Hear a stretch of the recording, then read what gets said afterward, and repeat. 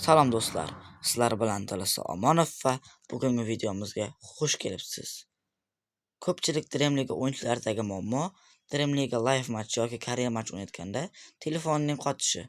Xo'sh, bunga sabab nima? Bunga sabab o'yindagi grafika yoki sozlamalarning noto'g'ri sozlanishi. Kelib bugun sizlar bilan grafikani to'g'ri sozlashni o'rganamiz. Birinchi bo'lib, sozlamalar bo'limiga o'tamiz.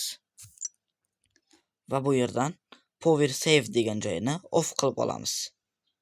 Va Camera Distance bo'limini topib, bu yerda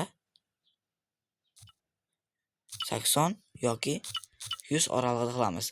Agar telefoningizning ekrani kattaroq bo'lsa, 100 qilganingiz yaxshiroq.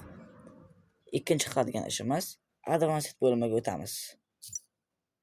Va bu yerdan Graphic Option bo'limini topib, unga kiramiz.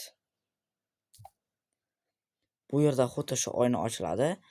Sizlardagi grafika har xil bo'lishi mumkin. Shuning uchun xuddi shu holatga keltira olamiz va okni bosamiz.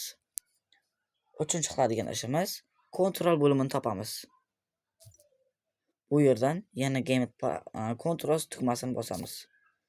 Bu yerdan yana Option bo'limiga o'tamiz. Ko'rib turganingizdek, birinchisi on, ikkinchisi klassik holatda bo'ladi. Va yana chiqamiz. Qolgan sozlamalarni ham bir tekisda ko'rib olishingiz mumkin.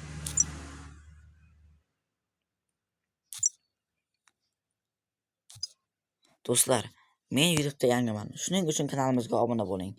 Iyul oyining 20-sanasigacha YouTube'da 100 ta bo'lsa, katta konkursga e'lon beramiz. Keyingi videolarda ko'rishguncha. Xayr.